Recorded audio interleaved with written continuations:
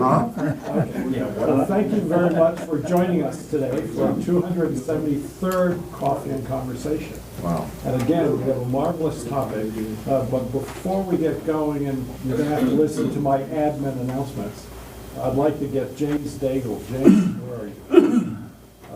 Oh, there you are. Could you come up and talk briefly about that marvelous magazine you just passed out? I spoke with Flynn, and he told me that I had 45 minutes. No. And my wife wrote things down just so I say it very clear and precise.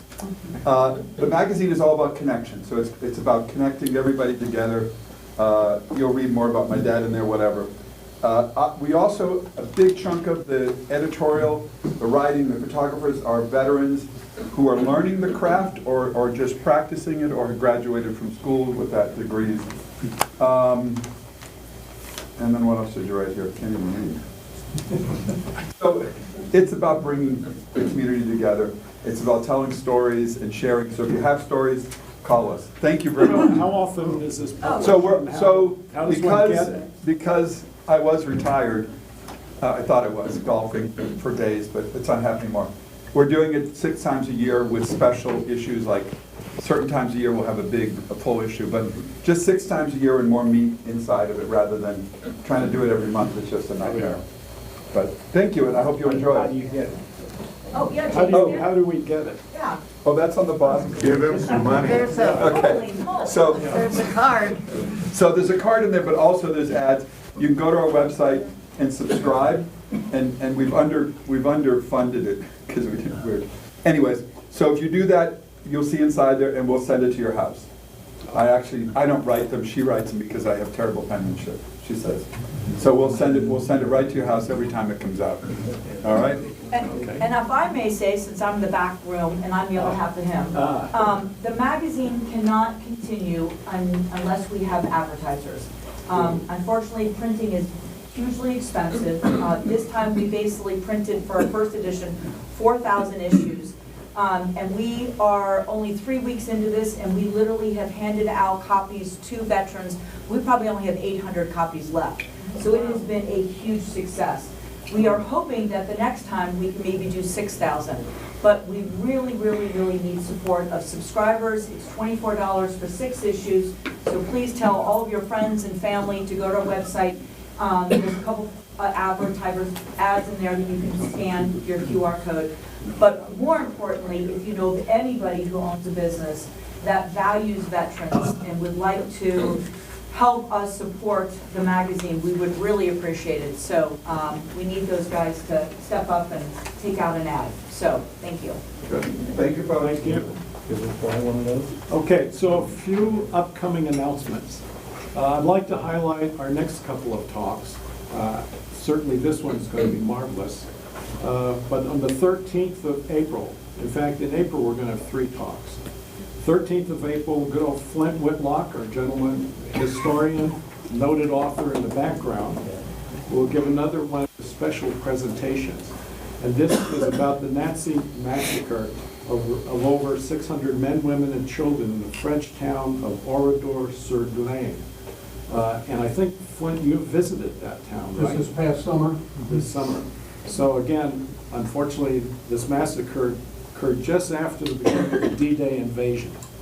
But Flint gives marvelous talks. You don't want to miss it. On the 20th of April, Tim Hutchinson, our Broomfield Veterans and Service Officer, VA Service Officer, will be here, giving again a quarterly update of any changes. If you have any dealings with the VA, I would certainly say come with that. He also is going to bring a member of the VA Community Living Center. That's a nursing home, the VA nursing home in Aurora. And they'll talk about, again, the facility, how do you become eligible for staying there and stuff. And we've had 2 good friends who are there, and they certainly get tremendous support. And then the 27th of April, John Steinley will be back with us. John's been a frequent speaker in the past, a lot related to the Revolutionary War, the post-period. And he's an avid historian, served as curator and archivist of the Cincinnati Art Museum at one time. And his talk is going to be about the Colorado and the silver crash, the panic of 1893. Now, we've all heard about it. If you had any sort of history course ever, they'll mention it. But I never knew much about it other than it was a financial crash. So John's talk will be superb also. Okay, last couple of things. A good time to put your phone on mute. And invariably it'll kind of go off. We're always looking for volunteers and donations to help keep the museum going and also pay for our donuts and coffee.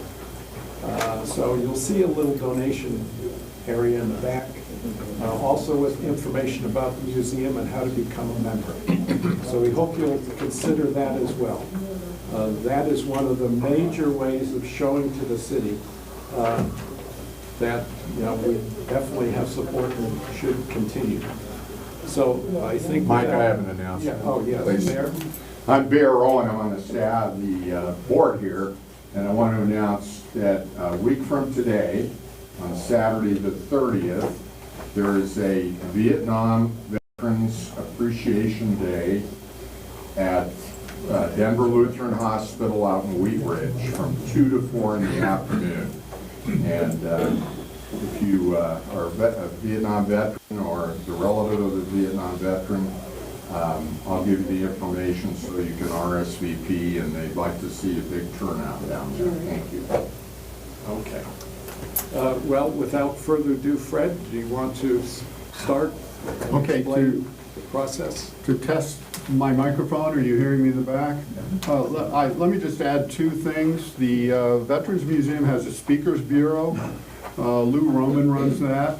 And so I have the privilege, if I can remember dates, of presenting my talk on April Girl, a World War II B-17 and Colorado heroes that knew her. That's April 11th at Adara Living Center, and if I have that right. And then I wanted to introduce May 7th at Crescent Grange.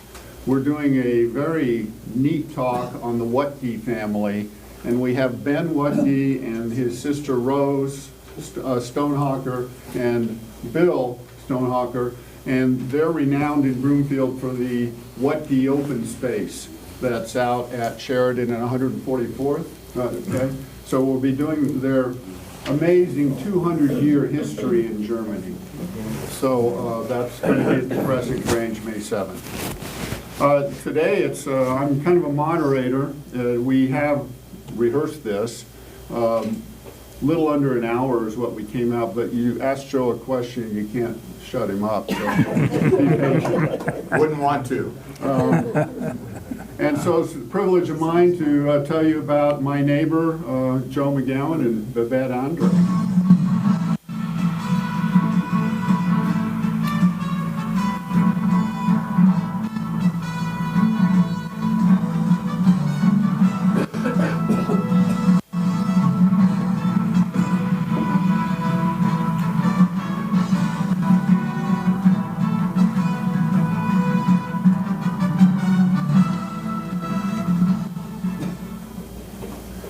So, Joe, you've done many presentations on your career and on your book.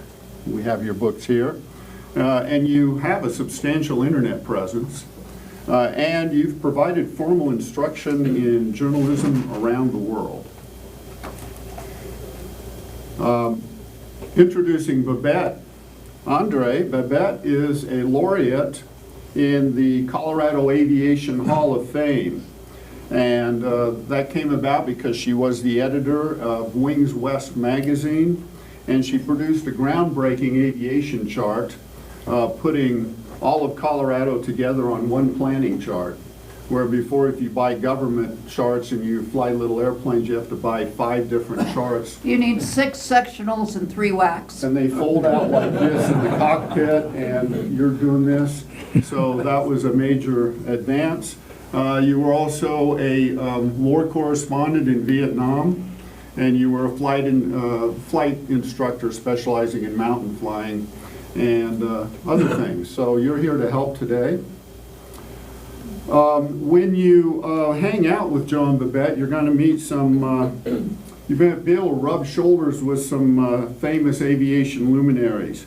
Here we're with Charlie Johnson. He's the board chairman of Wings Over the Rockies. He's the past president of Cessna Aircraft Company.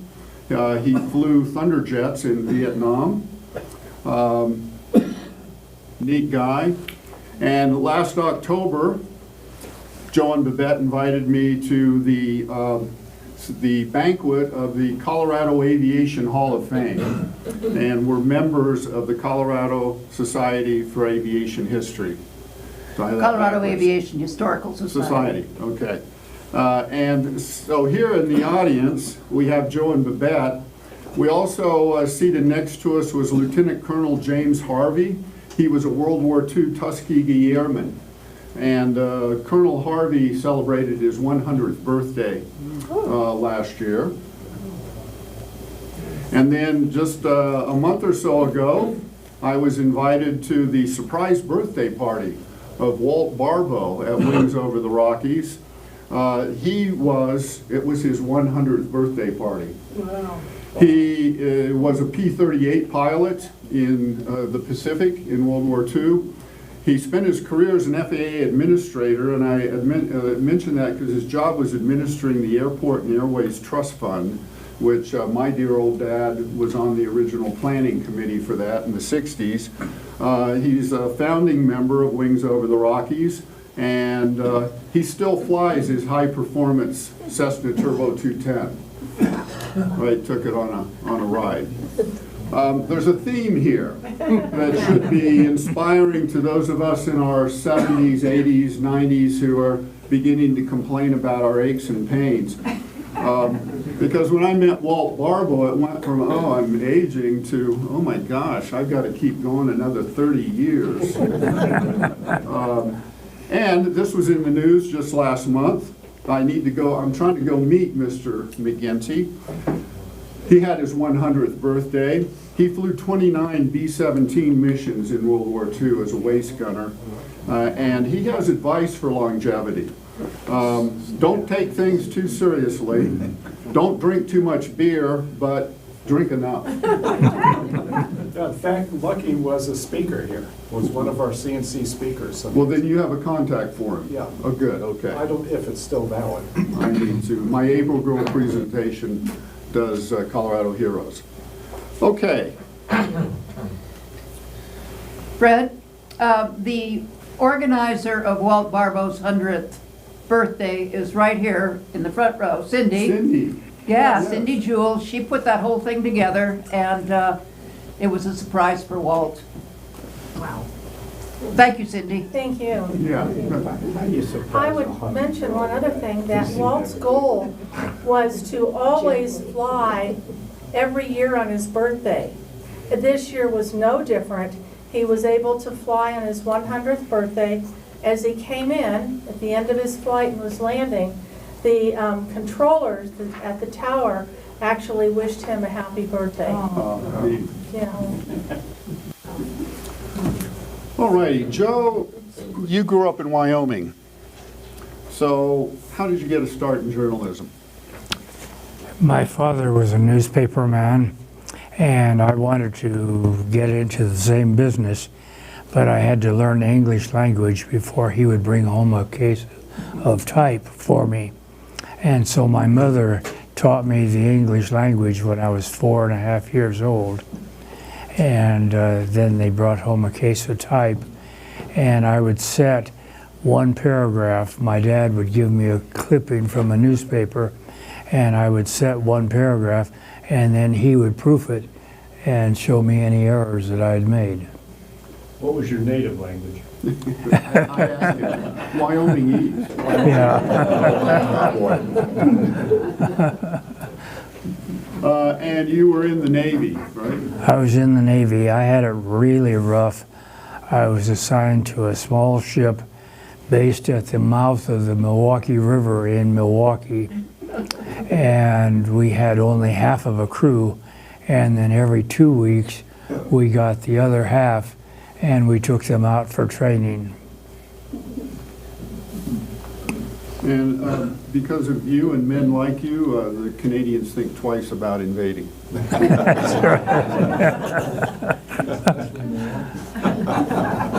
Now, at age 13, the United Press named you the youngest sports writer in Wyoming. Associated Press. No, United Press made United the Press, announcement. his competitor. And so your career with the AP begins in Wyoming. It began in Wyoming, and I was sports editor of the Rock Springs, Wyoming Daily Rocket.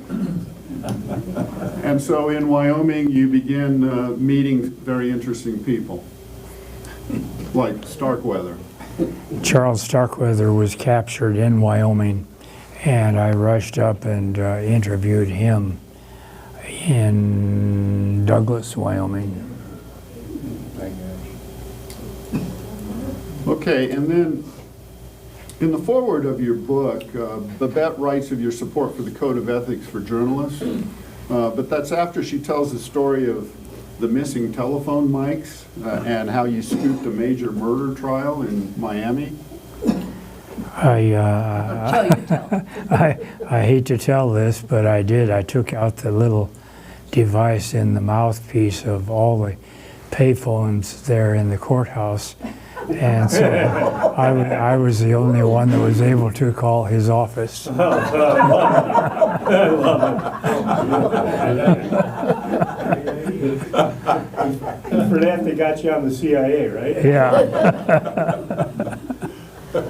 That's crazy. Okay, you are assigned to Cuba by the Associated Press a month after the Cuban Missile Crisis. You arrived aboard a freighter that carried ransom for Bay of Pigs prisoners. How was it that you were chosen as the only journalist allowed? The Cuban government decided that only one would come over, and they were dealing with AP headquarters in New York, and AP told my boss, the bureau chief in Miami, to send somebody who'd been there before. So he selected a guy, and his passport had expired. I got to go. And Castro came down to the dock and met the ship when it arrived. So there on the dock, you came face to face with Fidel Castro. And Castro told the members of the crew and the captain, all of them, that they had to be on board by dark. And for me, he pointed at me and he said, I want you to see Havana and report the things as they are, and we will put you up in a hotel in Havana.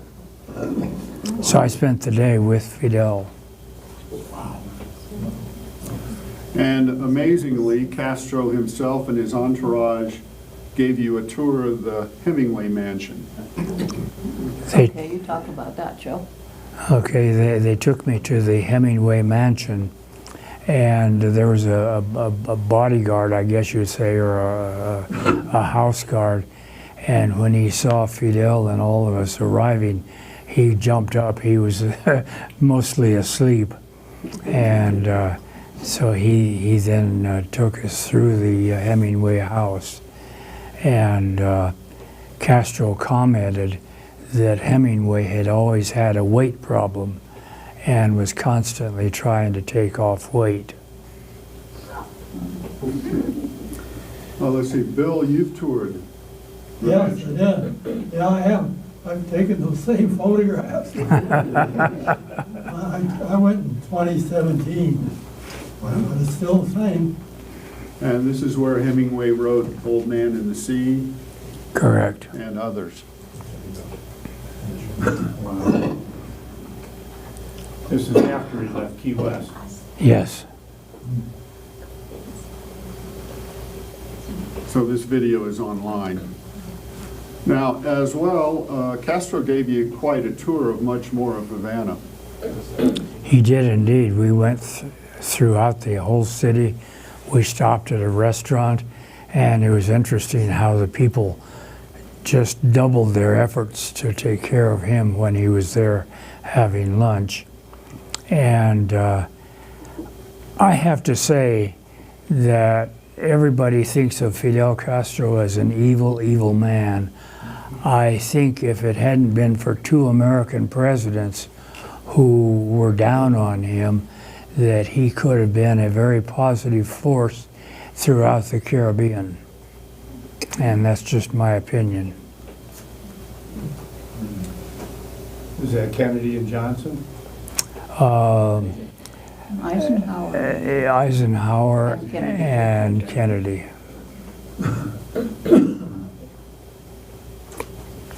Okay. And I still didn't get the picture without Joe's head cut off. Oh, we didn't get that. No. That's on the dot. Well, Joe, you are then assigned to Caribbean countries, the Bahamas, the Revolution in the Dominican Republic, Jamaica, Panama, and Haiti. And as an international reporter, you have witnessed much important history, and as we'll see in a few moments, you made some of that history. And Haiti never seems to emerge from chaos, does it? It's in the front of our news right now again. Some of us recall the name of Papa Doc Duvalier, but we know little about that period in Haiti. Who was he? What was going on? Did you meet him? I did meet him after getting past his bodyguard. His bodyguard shoved an automatic rifle in my stomach and wondered why I was there, and I explained. And so I got to see him, and his private group were the TTM, the Tonton Macoute. And Papa Doc was indeed the leader of Cuba for quite a while. Your book estimates that his regime caused the death of 60,000 Haitians. That's correct. Yeah, you didn't mess with him or his bodyguards, or the TTM. You fly to the Bahamas to cover the meeting between Kennedy and British Prime Minister Macmillan. You thought you were a gopher for the AP Miami office, but the other reporters went to play a round of golf. And you encountered Pierre Salinger on the way to the press briefing. He invited you into his car. So you scooped the entire White House press corps. I did, just because I was looking for a way to be there, and I went out to the house, and Salinger was just leaving, and so I rode with him, and my story on the events was more than a half hour ahead of the rest of the news media. The phones were okay? Pardon? The phones worked for everybody? They worked for everybody else. Now later you covered a student uprising in Panama. The students wanted control of the Panama Canal, which was actually controlled by the United States. And so there was a lot of fighting and uproar and so on. And the United States had to send out more people to guard the entryways to the Panama Canal. And they lost their efforts. Although the United States did make more concessions so that they had more access to the profits from the canal. Was that the beginning of us turning the canal over to them? That's correct. Yeah, the students started it. Yeah. So it always seems to be students. Yeah, that's right. Iran, it was students. Yeah. So you then are assigned to headquarters, the New York AP office. My note says you're an overnight newsman. I was, the whole time I was there. The AP building there is fairly impressive, this relief. Any highlights there in New York? There was a teletype in that window there, and people stopped to see what the latest news was. And other than that, I was coming home when other people were going to work. What year was that? Let's see. That was 19. When did I go? 1959. Thank you. Well, then, between 1965 and 1968, you see many amazing events in India. Most notably in Calcutta, you were looking for a story for AP's World Wires when you were told of the little Catholic nun who moved into a former Hindu temple and made it a free hospice for the poor. You sensed the good story and you became the first to tell the world about, can I pronounce this correctly? Agnes Gonzu Bojakshiu. And she became known as Mother Teresa. And I spent 2 days going through the place that she had there for the unfortunate people. She was not from India. She was from one of the small countries, Albania. But she had gone in, and now, of course, she's been made a saint in the Roman Catholic Church. But she was quite a gal, and she devoted her entire life to helping less fortunate people than herself. So you are recognized as the first newsman to introduce Mother Teresa to a worldwide audience. That's correct. And when she came here to Denver, I was the only one that she would see. Yeah, because remarkably, you meeting her again 25 years later at McNichols Arena in Denver. Yeah. And it was like we hadn't been apart. We remembered each other and talked about things in India. And it ended much too soon. I wanted it to go on.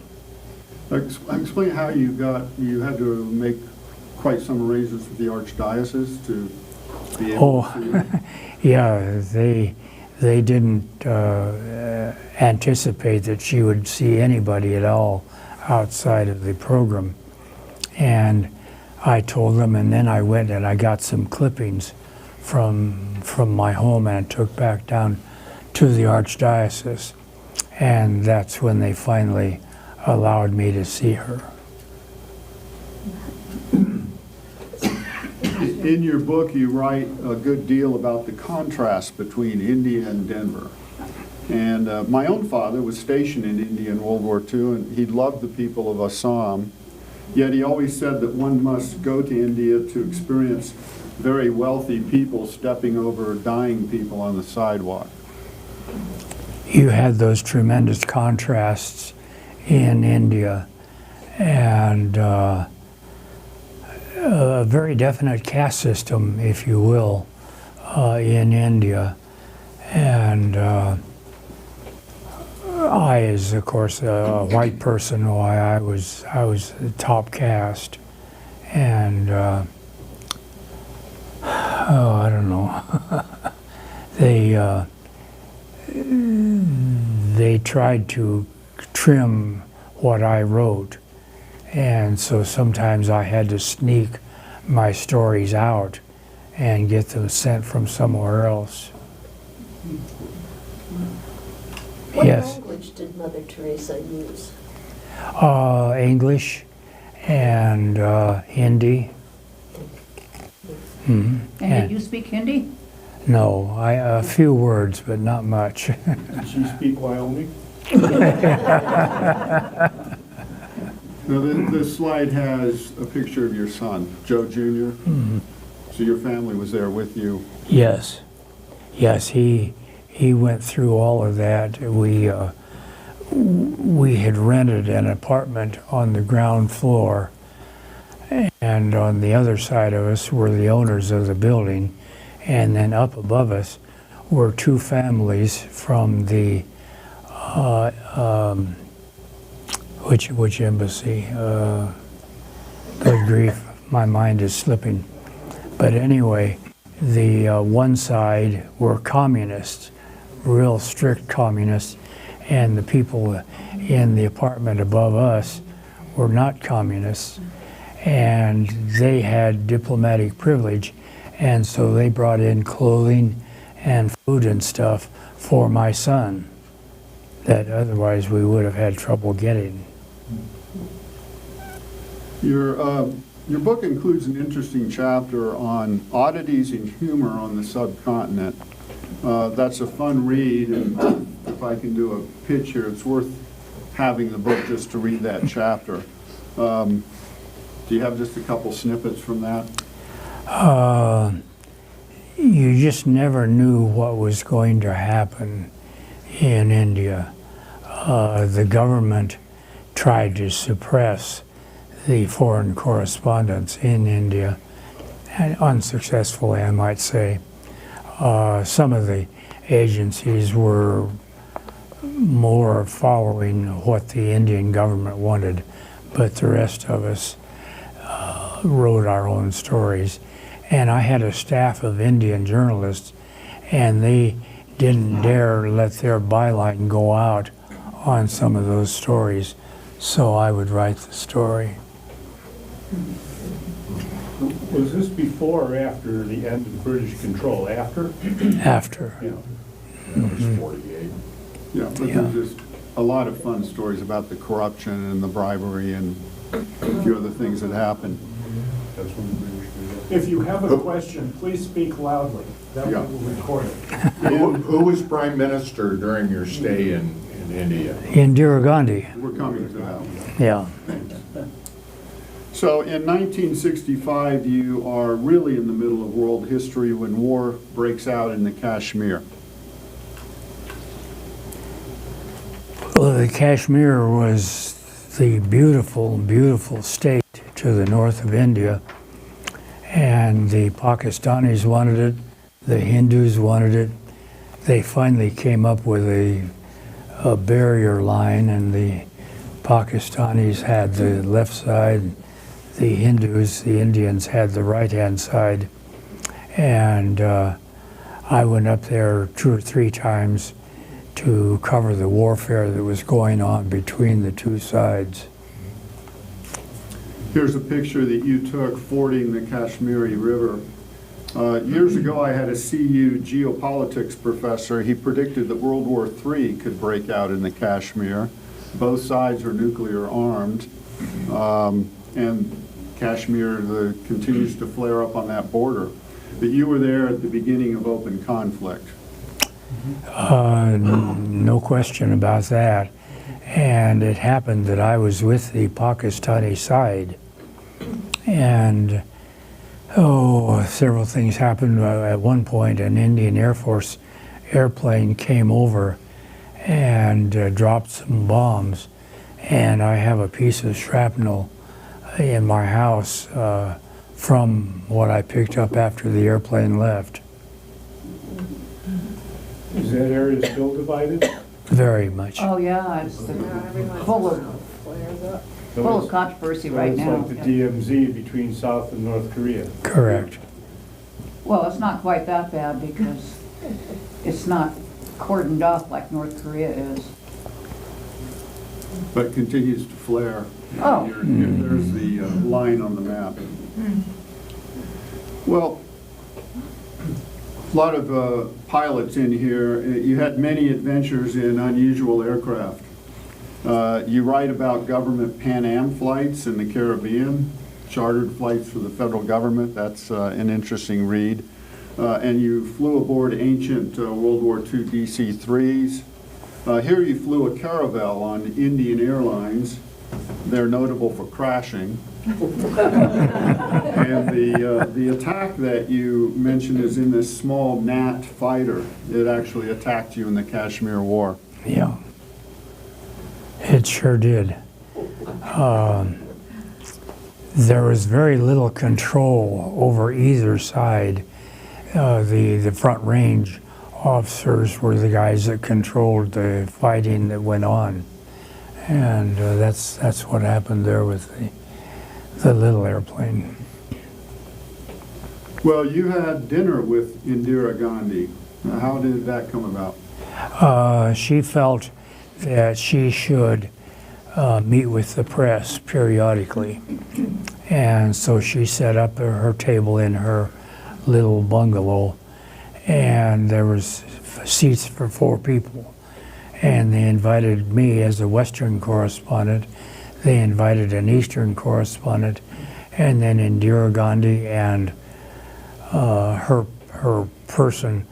And I will always feel they never told us, but I think the 4th person was a bodyguard. And she spoke English. She spoke English. Okay. And here's one where some of us are going to admire you for. Somehow you chased them down and you interviewed the Beatles. And Paul McCartney yelled at you? He did.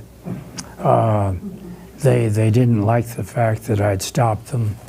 They were going to appear somewhere else, and storms interfered, so they wound up giving a concert in India. And I chased them. I had the AP company car, and I chased them over the real rugged area outside of New Delhi. And finally they stopped and they agreed to a conference. And why did he yell at you? Because you chased him? Yes. Mm-hmm. They should have been used to that. Yeah, you just want a girl. I can just picture Joe screaming with Beatlemania. You interviewed George Romney in India. He was there on a campaign trip? He was there on a campaign trip. He felt that he should have experience around the world, and so he came to India. And I got to meet with him and file a story from it. And he was governor of New York at the time? That's it, yeah. Michigan. Okay, sorry. Someone asked me who George Romney is. He's the father of Mitt Romney. Yeah. So then you had quite an adventure to the Maldive Islands. This photo is the ceremony for independence from Britain. You weren't there, but you did other interesting things in the Maldives. I got a cable from the head office. The foreign editor of AP, Ben Bassett, he just kept in touch with the whole world. And he told me the Maldives were becoming independent, and how about a story from there? And so I called all the agencies. Nobody went to over there. But shortly after that, I happened to be on an island off the southwest coast of India. And at the bar that night, I ran into the captain of the ship. And he said I could go, but he'd have to put me up on deck. And I said, that's fine. So I showed up the next day, and one of the ship's officers had to take leave. And so I got to stay in a cabin, as it happened. And we got to the Maldive Islands, and there were boats coming along getting the food, but there was no dock or anything. And so I got a ride in one of the boats over close to the area, and then I took off my shoes and socks and waded ashore. And the Maldives are very low in elevation, and most of the building are built on stilts, and that's to prevent the waves from coming in. And I saw this fellow sitting underneath one of the buildings, and I went over to him, and it took out he was one of the cabinet ministers.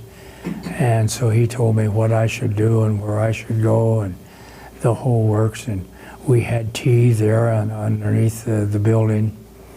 And it was a very interesting little island. It's, you stayed on the ship because you said there was no lodging on the island. No lodging. What Today, kind of that's, ship was it? It was a It was a rust bucket. rust bucket. Yeah. And today, Maldives are a resort. today they're a resort. It's a very popular place. Did you leave on the same ship? Yes. Rust bucket. And it was rustier then. Okay, you made a auto trip that many of us here in Colorado who like to drive the passes would envy. Oh, I'm one ahead of myself. No, backing up. You were in India during the mysterious death of Prime Minister Shastri. And the heading here says he was simple in life, mysterious in death, but actually his personal life was not all that simple. It wasn't all that simple at all. He had his wife, but he also had a girlfriend.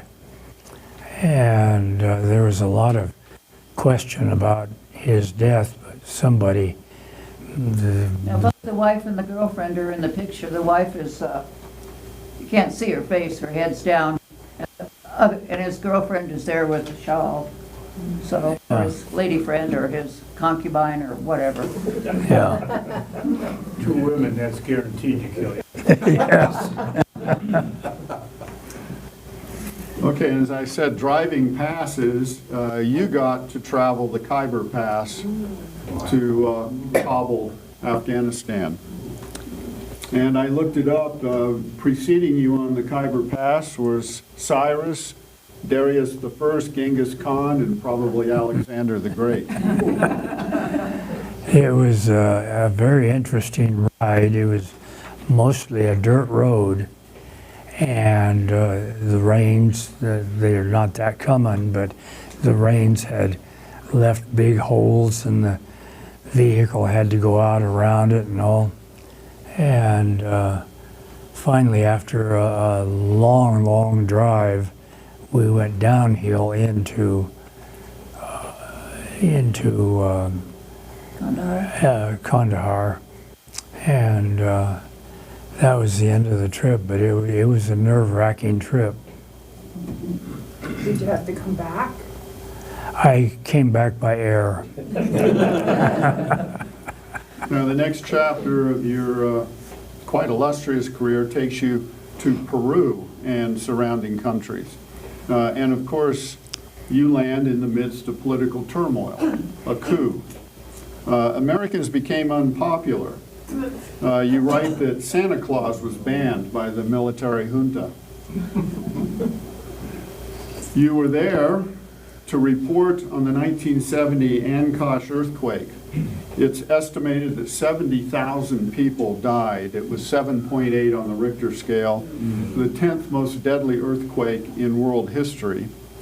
And your reporting got you in trouble with the military junta. They decreed that you had offended the national dignity by reporting out the story, and you were to be arrested and deported. Now, I've highlighted every place your name appears on this. They spelled your name correct, and I know just enough Spanish to order a beer in Puerto Vallarta, but I believe this headline says that you offended the national dignity and the revolutionary government has expelled Joe McGowan. You were a celebrity. I guess. But I really resented being thrown out because after 3 years in India, Peru was wonderful. It was a great place, and I enjoyed it so much. I had Peru, Bolivia, and Ecuador in my territory. And I don't know, do we get to Bolivia later on? We're coming up to Rockefeller. Okay. It's, the general clamor is that expel the offender. And where were you in Peru? What city? My office was in Lima, and I lived out in the suburbs. Quick question. It seems that maybe these incidents didn't happen, you were there and created the incident? That's what some of them thought. They blamed you for an earthquake? In Ecuador and Bolivia, you interviewed Nelson Rockefeller, and you were beat up in the process? Yes.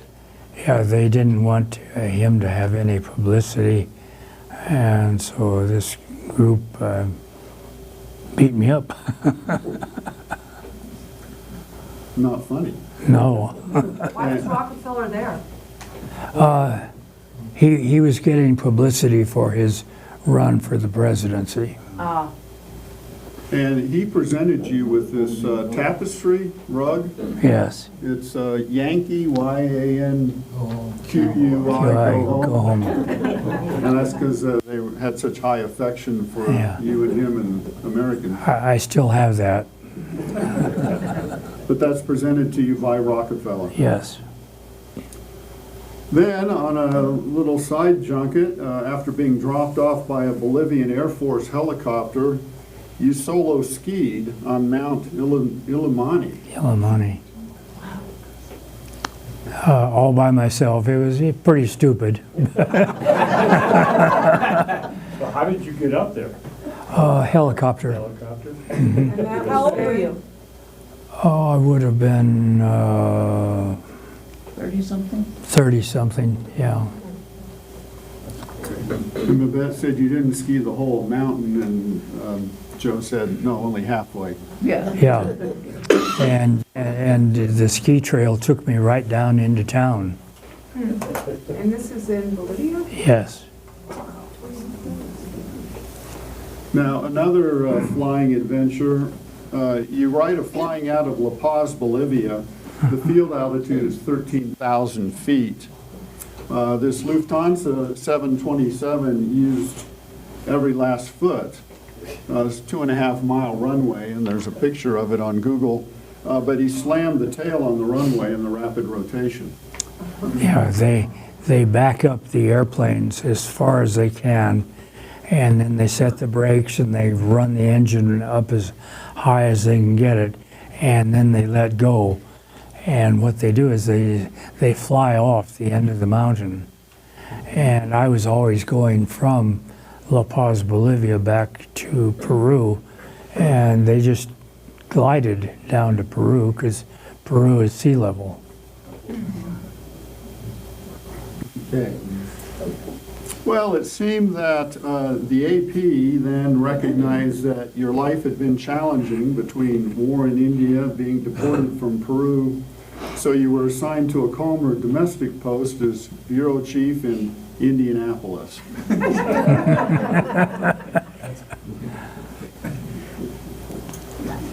Now, while there you met with Governor Whitcomb, and he said to you that he wasn't sure he wanted you in Indiana because everywhere you went there was a war, revolution, or earthquake.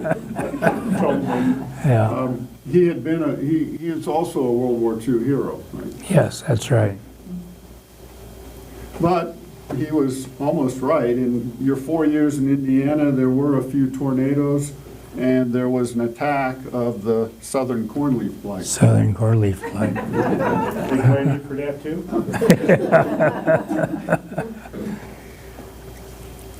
Then followed a 3-year posting in Boston as bureau chief of the Associated Press.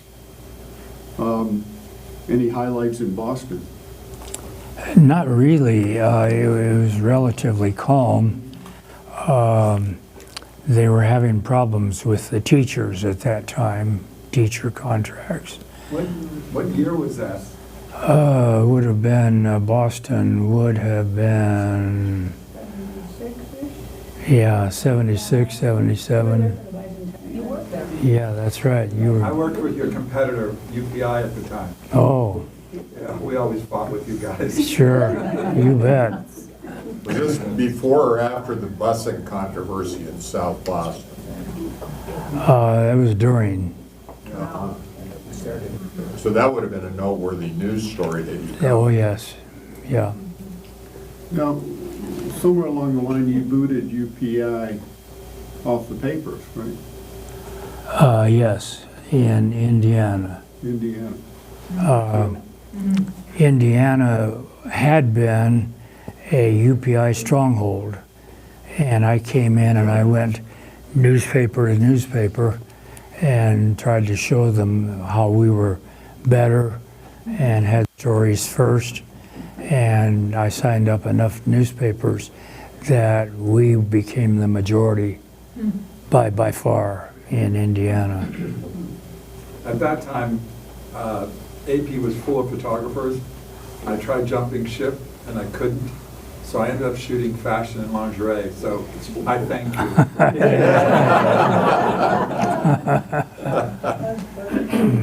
Well, and then you rounded out your career in Denver as bureau chief. A notable story there was the trial of Timothy McVeigh. And you coordinated media worldwide on that story. I did. The story, of course, was world famous just because of what he had done. And I got to sit down with him and talk privately. What was that like? Yeah, tell us about that. He was very open, very clear, and I think he knew that he was probably going to be executed, and so he didn't have much to live for. And he told me a lot about his early life and how he got into trouble and so on. Did he tell you why he did it? Well, it was Ruby Ridge, wasn't it? Yes, He was mad about. And he said that. yes. Oh, gotcha, that's right. I forgot.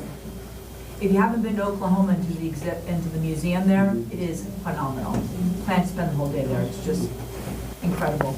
I was there shortly after, and you couldn't believe you were in the United States of America. Yeah. In what way? The utter destruction of the Yes. inner city. Buildings blocks away had holes blasted in them. Yeah. And then, on your last day before retirement, New Year's Eve, 1997, came the death of Michael Kennedy. And so I didn't get to celebrate New Year's Eve. I went back to the office and we worked through the night on that. And he was just playing ski football. Yeah, Hit a tree. yeah. The Kennedys, huh? Mm-hmm. Well, so when we were rehearsing, I heard Kobe ask you, or you asked him the question, where did you start and where did you end up? And how would you summarize? Oh, I enjoyed my career. It went entirely different from what I'd planned early on. I figured I would be in Wyoming newspapers my whole life. And, that didn't happen. And it didn't happen partly because after I got out of the Navy, I took a job as editor of the Torrington, Wyoming Telegram, which publishes twice a week. And I didn't like the boss and didn't write stories like he liked them. And so I looked around and I got a phone call from a friend of mine, and there was an opening at the AP in Cheyenne. So I got on with the AP, and I got into skiing, and I liked skiing so much that I asked AP for a transfer from Cheyenne to Denver so I would be closer to the ski areas. I wound up in Miami, Florida. How long did you work for the API? 42 years. Yeah, 42 years. Nobody works for one company for 42 years. Not today. Yeah. And just summary here before questions, you taught at Pontifical Catholic University in Santiago. This is after your retirement. Punjab University in Lahore, Pakistan. Seminars Venezuela, Panama, El Salvador, Mexico. You said you really enjoyed teaching in Mongolia. I did. The Mongolian people got very few outsiders, and they were not used to having help. And I came in, and I had an assistant who could help me with the language, because a lot of them didn't know English that well. And it was a fascinating experience. I really enjoyed it. What did you teach? I taught journalism. And then flying lessons in Erie, Colorado. Well, how did you and Babette meet? We met at the Denver Press Club in 1978. Ah, A long time ago, and we got together, 15 years ago or Yeah. so. Mm-hmm. All of us have had experiences throughout. yes. Questions? Any more questions, please? Yeah, Yes.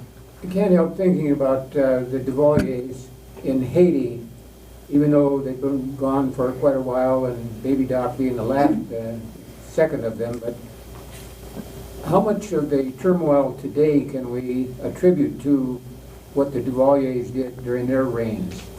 Well, I think quite a bit of it. There were no controls over the people. And, you know, they share an island, and the Dominican Republic moved an awful lot of soldiers in to the border to keep the Haitians from coming into the Dominican Republic. But I don't know, it's just a very, very sad state. The people are fleeing, they don't have enough to eat. Well, they didn't really have a functioning government even before the Duvaliers came into power, did they? That's true, they didn't. Yeah. And a massive earthquake didn't help. That's right. Yes? Yes, sir. Earlier in your presentation, you discussed, you thought perhaps Fidel Castro's... Louder. Would you like to ask? Oh, no. I might ask it wrong. Louder, Matt. Louder? Oh, I could be louder. So you were talking about, you said that there were two presidents you thought that perhaps influenced the way that things happened in Cuba with Fidel Castro. Would you speculate on, was it a personal vitriol? Was it political? Was it simply he's a communist? What would you speculate why that happened? I think it was mostly, they thought that wrongly, they thought that he was communist. He was socialist. Fidel was socialist. His brother Raul was communist. But Fidel was socialist. And we deal with socialist leaders throughout Europe. And I think that our government mistakenly thought that they should stop him from all access to food and everything. Wasn't this also the period we call the Great Red Scare and everything that was going on? And That's right. Threat of the Soviet Union and Europe and You bet. communism. You bet. I mean, it set the stage for our experience in Vietnam, say. Yeah, it sure did. And again, Bill flew for the Navy during the crisis period, and you attacked a Russian ship with a big steel ball. Now, that was quite an experience being in Cuba in 1962 for the missile crisis. And so I had to go back and see it later. So I took a tour of Cuba, saw the whole island, all 700 miles of it in 2017. And so the leader of Cuba now is Miguel Diaz-Canel, and I don't think he's doing very much in Cuba, but as far as relations with the U.S. How were you able to go to Cuba in 2017? I mean, I went there right after Barack Obama had visited, and he opened it up for. Yeah. Yeah, he generated some pretty good relationships for a short time. But then that thing with the business came along, and they put these RF generators in the embassy and injured a lot of people that worked there. And that pretty well killed their relation with Cuba. So, Yes. yeah, I wanted to ask about, were you a journalist first before you did the flying thing? Was it a combination? I was a teacher first. I was a teacher before I became a pilot. Okay. I taught in Africa for 2 years with the Peace Corps. So I'm a veteran of foreign peace, and we lost. Ain't no peace in this world. But no, I was teaching languages, and still teaching languages. If you talk about ATC and air traffic control, that's a language unto itself. But I got into flying after I gone through University of California, 2 years in the Peace Corps, and it was a boyfriend I had who had an airplane, and a boyfriend didn't work, but the airplane did. So, but you said you were at the press corps where you first met Joe. So were you in the press corps too? I mean, I was working with the city and county of Denver as a public information officer in community relations. Okay. That was in the 70s. And she grew up and went through 2 years of college in Hawaii. Okay. You grew up in Hawaii, huh? Yeah, well, it was territory then. Right, yeah. What made you decide to go off to the Peace Corps? It was just something within me. I think everybody in this room has had a passion about something at some point of their life.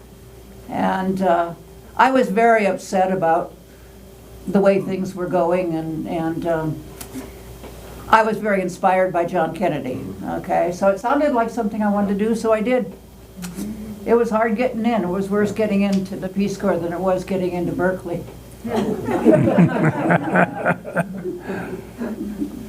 Any other questions? Well, Joe, thank you so much for joining us.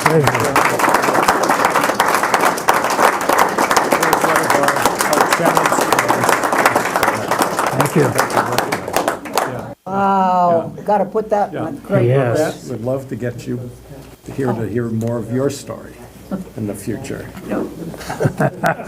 Come visit. You also have copies of your book, I understand. I have copies of the book. I'll be glad to autograph sign. them for you. Yes, And it's $15 a copy. okay.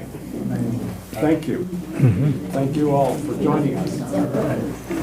I had one question. I didn't really want to ask it publicly, but I've been watching this series lately that's called Hunting Hitler.